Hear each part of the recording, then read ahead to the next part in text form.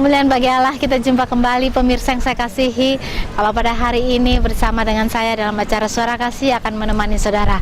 Saudara, biarlah 30 menit akan menemani saudara dan saudara disegarkan kembali. Seperti bunga-bunga di padang saat ini di belakang saya, bunga yang berwarna ungu ya, begitu cantiknya dan begitu indahnya. Ini adalah bunga-bunga hidup ya, bunga segar.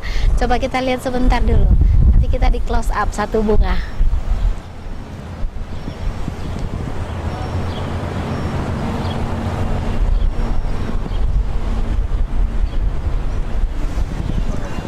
Saudara saya kasihi, hari ini persiapkan hati dan pikiran saudara untuk mendengarkan firman Tuhan. Sebentar, firman Tuhan akan saya tebarkan untuk saudara dan saudara siap untuk mendengarkannya. Mari kita berdoa, kita mengucap syukur kepada Tuhan. Terima kasih Bapakku yang di surga, kalau pada hari ini Tuhan, Engkau memberikan kesempatan kepada kami untuk mendengarkan firman Tuhan. Biarlah firman ini Tuhan akan mengubah setiap wanita yang mendengarkan. Kalau kami yang salah, kami mau bertobat Tuhan, ampuni segala dosa dan salah kami. Kami minta ini Bapa, kiranya Engkau menjangkau setiap wanita yang mendengarkan firman hari ini. Dalam nama Tuhan Yesus Kristus kami mengucap syukur dan berdoa. Amin. Saudara saya kasihi, hari ini kita akan mendengarkan satu judul firman Tuhan yang berjudul Ibu bagi seisi rumah. Saudara, dari semula Allah menciptakan Adam di Taman Eden, saudara. Adam menciptakan laki-laki dan perempuan. Wanita dijadikan sebagai penolong bagi laki-laki. Pada waktu Allah melihat Adam seorang diri, Allah berkata tidak baik. Di dalam Kejadian 2 ayat 18 berkata bahwa Allah berfirman, tidak baik kalau manusia itu seorang diri saja, aku akan menjadikan penolong baginya yang sepadan dengan dia. Saudara, kodrat kita wanita adalah apa? Hanya sebagai penolong ya. Kita dikodratkan Tuhan hanya sebagai penolong. Saudara yang saya kasihi, kalau kita tahu kita sebagai wanita adalah penolong bagi suami dan penolong bagi anak-anak kita dalam rumah tangga ini. Kalau arti sempit, wanita itu dijadikan hanya sebagai penghibur ya, mungkin di atas tempat tidur untuk mencukupi seks daripada suami. Tapi bukan maksud itu Allah menciptakan manusia, bukan hanya itu maksud saya. Tetapi yang dimaksudkan adalah kita sebagai penolong dalam segala hal. Bukankah kita tahu pada waktu Adam diciptakan di muka bumi ini, dan Allah sudah menciptakan segala sesuatu seperti ini, bunga-bunga di taman, saudara, ada pohon-pohon, ada binatang-binatang, ada hewan-hewan yang lainnya. Nah, Adam disuruh oleh Allah sebagai apa? Untuk memelihara dan mengusahakan Taman Eden. Dan yang paling sukar ialah dia harus memberi nama kepada setiap tumbuhan, kepada setiap pohon, dan kepada setiap tanaman yang ada. Itu kerja daripada Adam. Oleh sebab itu, pada waktu Adam dilihatnya sendiri, Allah menjadikan wanita pendampingnya sebagai penolong. Saudara yang saya kasihi, biarlah kita tahu bahwa wanita itu adalah sebagai penolong daripada suami kita.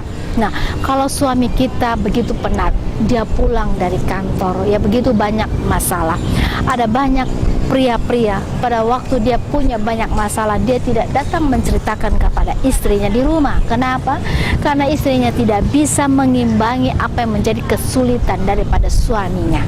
Banyak-banyak istri pada waktu suaminya pulang dari kantor, dia hanya menceritakan kesusahan pribadinya, tentang anak-anak, tentang rumah tangga, tentang tetangga dan sebagainya.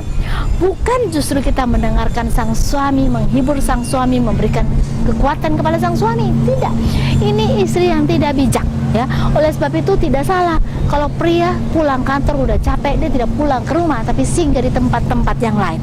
Dia mencari wanita-wanita yang bisa mendengarkan keluhan hatinya, dan wanita itu menerima dan memberikan jalan keluar yang terbaik. Akhirnya bukan sang pria itu yang pertama kali berdosa, tetapi karena kami sebagai wanita yang tidak berhati-hati sehingga pria jatuh ke tangan wanita lain. Kenapa?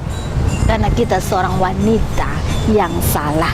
Kita tidak menjadi penolong daripada suami kita, justru kita menjadi perongrong daripada suami kita. Saudara, diberitakan di firman Tuhan ditulis bahwa yang pertama kali berbuat dosa adalah wanita.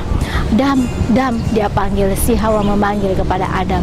Lihatlah buah ini, bukankah buah ini kita bisa makan, katanya. Ya saudara, kita yang membujuk sang pria untuk melakukan dosa, sehingga pria mendapatkan atau telah melakukan dosa. Kalau kita mau telaah betul, kita adalah wanita yang bersalah. Kenapa? Karena kita yang mengajak sang pria sampai sang pria menjadi seorang berdosa. Saudara, kalau ada wanita yang tidak pandai, suaminya harus menanggung sendirian kesulitan, kesusahan hidupnya. Pada waktu mungkin suami kita belum mendapat pekerjaan, ya, sang istri setiap hari saja mengomel karena tidak ada uang barangkali, ya. Sang istri setiap hari saja mengomel kepada suaminya, menyudutkan suaminya dengan kata-kata kasar, memvonis suaminya dengan cara yang salah, saudara. Akhirnya suami kita tidak betah di rumah, dia akan pergi, ya. Kita tidak menjadi seorang wanita yang bijak dengan kata-kata makian. Seorang suami yang sebenarnya dia harus perkasa menjadi tidak perkasa karena sang istri yang tidak bijak, saudara, seperti itu, ya. Biarlah kita merubah sikap hidup kita, saudara. Suami itu tetap sebagai kepala rumah tangga. Dia mau baik atau tidak, dia mau bertanggung jawab atau tidak, ya memang kalau tidak bertanggung jawab juga membuat masalah keluarga. Tetapi sebagai kita seorang istri, sebagai penolong ini, itulah di mana fungsi kita itu harus berfungsi, saudara. Sekalipun suami sebagai kepala rumah tangga dia tidak bisa mengayomi keluarga, bukankah ada kita sebagai ibu rumah tangga yang bisa menolong suami, ya. Tetap suami adalah kepala, mau baik atau tidak baik. Mungkin kita di kantor kita bisa jadi kepala kantor, tapi di rumah kita tetap menjadi istri sebagai seorang penolong, saudara. Nah, kerapuhan rumah tangga, kenapa? Karena ada seorang istri yang tidak bijak dalam mengatur rumah tangganya. Suami yang berantakan, suami yang tidak karu-karuan. Tetapi kalau ada istri yang bijak, yang bisa mengatur rumah tangga itu dengan baik, maka rumah tangga itu akan tetap berada, saudara, tetap bisa eksis sekalipun suami kocak atau kacau hidupnya. Tetapi kalau ada istri yang punya kehidupan yang teguh bersama Tuhan, maka istri itu akan bisa mengatur rumah tangga dengan baik, saudara. Jadi suatu keadaan rumah tangga itu bisa aman, bisa tetap berjalan kalau ada istri yang bijak, saudara, ya. Cancer, kenapa saya akan berbicara tentang cancer seperti ini? Cancer itu adalah penyakit atau suatu istilah yang disebutkan suatu penyakit yang disebabkan karena pembelahan sel yang abnormal dan tidak terkendali, dan dia menyerang ke jaringan tubuh yang lainnya. Saudara, ada 100 lebih cancer yang diberi nama berdasarkan dari tempat di mana atau jaringan yang mana pertama kali diserang. Contohnya, leukemia atau kanker darah disebut leukemia kanker darah karena dia menyerang pertama kali di pembuluh darah, ya, pembentukan darah, yaitu di sumsum. Ada juga yang biasa menyerang pada pria, yaitu kanker paru-paru, ya, kanker prostat, dan juga untuk wanita yaitu kanker payudara, kanker mulut rahim, karena disitulah pertama kali. Nah, dicatat dalam media massa dikatakan bahwa ada banyak kanker yang menyebabkan kematian global. Salah satunya atau duanya yaitu kanker daripada paru-paru, itu 12,7% yang menyebabkan kematian global. Yang lain yaitu 10,9% yaitu kanker payudara menyebabkan wanita harus meninggal, saudara. Dalam tulisan dari David Hill, dia seorang presiden dari UICC, berkata seperti ini, bahwa bisa sepertiga dari kasus kanker itu bisa dielakkan, yaitu dengan cara mendeteksi secara dini, saudara. Ada 40% kira-kira penyebab kanker itu, yaitu kira-kira seperti tuliskan ini. Satu, yaitu karena faktor lingkungan, di mana seseorang bekerja dengan zat-zat yang berbahaya. Yang kedua, karena gaya hidup seseorang yang salah. Dan yang ketiga, karena pengaruh infeksi dalam tubuh manusia. Saudara, dikatakan bahwa bisa 30% bisa menurunkan kasus kanker itu dengan deteksi dini. Berarti masih ada pengharapan kalau orang mendapatkan sakit kanker. Memang kanker itu dikatakan, saudara, pembelahan selnya itu, ya, tidak sempurna. terjadi abnormal dan tidak sangat terkendali, dan dengan cepat dia akan menyebar ke seluruh jaringan tubuh. Saudara, pembelahan itu menyebabkan yang dikatakan yaitu sel-sel menjadi merusak dan mati dan menghancurkan diri sendiri, yang disebut dengan apoptosis, yaitu pembelahan sel. Dari kanker ini adalah pembelahan yang sangat tidak normal. Pertumbuhannya tidak terkendali dan menyerang ke seluruh jaringan sel. Nah, mengapa saya menceritakan tentang kanker itu yang begitu sangat berbahaya, saudara? Karena di dalam satu keluarga. Kenapa sampai keluarga itu bisa berantakan, bisa berpisah, bisa terjadi keributan? Kenapa? Karena ada penyakit kanker di dalam keluarga. Nah, kalau ada penyakit kanker di dalam keluarga, maka kehidupan keluarga itu tidak terkendali lagi. Ya, semuanya jadi serba salah, jaringannya menjadi rusak, pembelahannya pun rusak dan akan menyebar ke seluruh tubuh. Maksud saya menyebar ke seluruh keluarga, ke anak, ke suami dan ke istri.